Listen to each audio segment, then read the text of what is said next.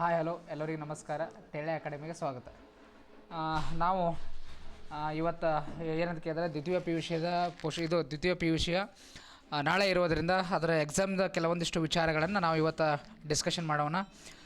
ವಿಶೇಷ ಏನಂತ ಕೇಳಿದ್ರೆ 2025 ಮತ್ತು 26ನೇ ಸಾಲಿನಲ್ಲಿ ಒಂದು ವಿಶೇಷವನ್ನು ನೋಡ್ಬೋದು. ನಾವು ಏನಂತ ಕೇಳಿದ್ರೆ ಪ್ರತಿ ವರ್ಷವೂ ಕೂಡ 2 ಅಥವಾ 3 ನೀಲಿನಕ್ಷೆಯನ್ನು ನೋಡ್ಬೋದು. ಆದರೆ 2025 ಮತ್ತು 26ನೇ ಸಾಲಿನಲ್ಲಿ ಒಂದೇ ನೀಲಿನಕ್ಷೆಯನ್ನು ಇರುವಕ್ಕಂಥದ್ದು ಅದೇ ಒಂದು ವಿಶೇಷ. ಆ ಒಂದು ನೀಲಿನಕ್ಷೆಯನ್ನು ಕುರಿತುಕೊಂಡು ಸ್ವಲ್ಪ ನಾವು ಏನಂತ ಕೇಳಿದಾಗ ನಕ್ಷೆ ಕಾರ್ಯವನ್ನು ನಾವು ನೋಡ್ತಾ ಹೋಗೋಣ. ಏನಂತ ಕೇಳಿದಾಗ ನಕ್ಷೆ ಕಾರ್ಯ ನಾವು ಯಾಕೆ ನೋಡಬೇಕು ಅಂತ ಕೇಳಿದಾಗ ನಾವು ಯಾವ ಒಂದು ಮಾರ್ಕ್ಸನ್ನು ಕೆಲವೊಂದಿಷ್ಟು ಮಿಸ್ಟೇಕ್ಸ್ಗಳನ್ನು ಮಾಡಿಕೊಂಡು ಅದರಲ್ಲಿ 1 ಅಥವಾ 2 ಅಂಕಗಳನ್ನು ಹೋಗೋದನ್ನು ಕಾಣ್ತೀವಿ. ಆದರೆ ಈ ಒಂದು ನಕ್ಷೆ ಕಾರ್ಯದಲ್ಲಿ 10 ಅಂಕಗಳು ನಾವು ಸರಿಯಾಗಿ ಅದನ್ನು ನೋಡಿಕೊಂಡ್ರೆ 10 ಅಂಕಗಳು ಎಲ್ಲಿ 1 ಅಂಕನೂ ಕೂಡ ಹೋಗಲಿಕ್ಕೆ ಸಾಧ್ಯ ಇಲ್ಲ. ಈಗ ನಾವು ಈ ಒಂದು ನಕ್ಷೆ ಕಾರ್ಯದಲ್ಲಿ ನೋಡಬೇಕಾದ್ರೆ ನಾವು 2025 ಮತ್ತು 26ರ ಒಂದು ನೀಲಿನಕ್ಷೆಯನ್ನು ಇಟ್ಟುಕೊಂಡೇ ನೋಡಬೇಕಾಗ್ತದೆ. ಅದರಲ್ಲಿ ನಮಗೆ 3 ಭಾಗ ಮಾಡಿದ್ದಾರೆ ಅವರು. ಒಂದನೇದು ಏನು ಅಂತ ಕೇಳಿದಾಗ ಪ್ರಾಚೀನ, ಮತ್ತು ಎರಡನೇದು ಮಧ್ಯ, ತದನಂತರದಲ್ಲಿ 3ನೇದು ಆಧುನಿಕ ಅಂತ ಮಾಡ್ಕೊಂಡಿದ್ದೀವಿ.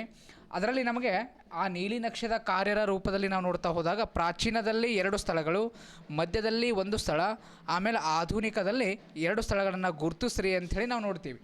ಇಲ್ಲಿ 5 ಸ್ಥಳವನ್ನು ನಾವು ಗುರುತಿಸಿದ್ರೆ 5 ಮಾರ್ಕ್ಸ್ ಆಯಿತು. ಇನ್ನು ತದನಂತರದಲ್ಲಿ ಅವುಗಳ ಬಗ್ಗೆ ವಿವರಣೆ ಮಾಡಿದರೆ ಸಾಕು. 3 ಅಥವಾ 4 ಲೈನಿನಲ್ಲಿ ವಿವರಣೆ ಮಾಡಿದರೆ 5 ಅಂಕ, 10 ಅಂಕ ಫಿಕ್ಸ್. ಹೀಗಾಗಿ ಇದ್ರ ಬಗ್ಗೆ ಸ್ವಲ್ಪ ಗಮನ ಹರಿಸೋಣ. ಇಲ್ಲಿ ನೋಡಿ ವಿದ್ಯಾರ್ಥಿಗಳೇ, ವಿಶೇಷತೆ ಏನು ಅಂತ ಕೇಳಿದಾಗ ಪ್ರಾಚೀನದಲ್ಲಿ ನಮಗೆ ಟೋಟಲಿ ಇಲ್ಲಿ 3, ಇಲ್ಲಿ 1, ಇಲ್ಲಿ 2 ನೋಡಿದಾಗ 5 ಪ್ಲೇಸ್ಗಳು ಬಂದಾಗ ಟೋಟಲಿ ನಮಗೆ ಪಠ್ಯಕ್ರಮದಲ್ಲಿ ಎಷ್ಟು ಪ್ಲೇಸ್ಗಳು ಬಂದಾಗ 20 ಪ್ಲೇಸ್ಗಳಿದ್ದಾವೆ.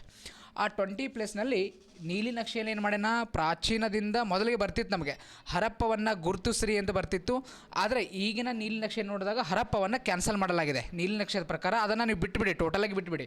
ಹರಪ್ಪವನ್ನು ಬಿಟ್ಟು ನಮಗೆ ಉಳಿದಿದ್ದು 19 ಪ್ಲೇಸ್ಗಳು. ಆ 19 ಪ್ಲೇಸ್ಗಳನ್ನು ಇಟ್ಟುಕೊಂಡು ನಾವು ಏನು ಮಾಡೋಣ, ಈಗಿನ ಒಂದು 3 ಮಾಡೆಲ್ ಕ್ವಶನ್ ಪೇಪರನ್ನು ನೋಡಿದಾಗ 1ನೇ ಮಾಡೆಲ್ ಕ್ವಶನ್ ಪೇಪರಲ್ಲಿ ನಾವು ಬಿಡಿಸ್ತಾ ಹೋದಾಗ 1ನೇ ಮಾಡೆಲ್ ಕ್ವಶನ್ ಪೇಪರಲ್ಲಿ ಅವರು ಬಿಡ್ತಕ್ಕಂಥ ಸ್ಥಳಗಳ ಪಟ್ಟಿಯನ್ನು ನೋಡಿದಾಗ 1ನೇದು ಪಾಟ್ಲಿಪುತ್ರ, 2ನೇದು ಬಾದಾಮಿ, ಇನ್ನು 3ನೇದು ಆಗ್ರಾ, ಹಾಗೂ 4ನೇದು ಜಲಿಯನ್ ವಾಲಾಬಾಗ್. ನಮಗಿಲ್ಲಿ ನಾವು ಮೊದಲೇ ಹೇಳಿದಾಗೆ ನೀಲಿನಕ್ಷೆದ ಪ್ರಕಾರ ಪ್ರಾಚೀನದಿಂದ ಪಾಟ್ಲಿಪುತ್ರ ಬಂತು, ಕರ್ನಾಟಕದ ಒಂದು ಸ್ಥಳ ಇರ್ತದೆ, ಅದರಲ್ಲಿ ಬಾದಾಮಿ ಬಂತು, ಇನ್ನು ಮಧ್ಯದಿಂದ ನೋಡಿದಾಗ ಆಗ್ರಾ ಬರ್ತದೆ, ಇನ್ನು ತದನಂತರದಲ್ಲಿ ಆಧುನಿಕ ನೋಡಿದಾಗ ಜಲಿಯನ್ ವಾಲಾಬಾಗ್ ಅಂತಕ್ಕಂಥ ವಿಚಾರವನ್ನು. ಹೀಗೆ ನಮಗಿಲ್ಲಿ ಕಾನ್ಸೆಪ್ಟ್ ಕ್ಲಿಯರ್ ಆಗಿಬಿಡ್ತದೆ. ಏನು ಅಂತ ಕೇಳಿದಾಗ ಒಂದು ಪ್ರಾಚೀನದಿಂದ ಬಂತು, ಆಮೇಲೆ ತದನಂತರ ಮಧ್ಯದಿಂದ ಒಂದು ಬಂತು, ಆಮೇಲೆ ಆಧುನಿಕದಿಂದ ಒಂದು ಕರ್ನಾಟಕ ಪ್ಲೇಸ್ ಬರ್ತದೆ.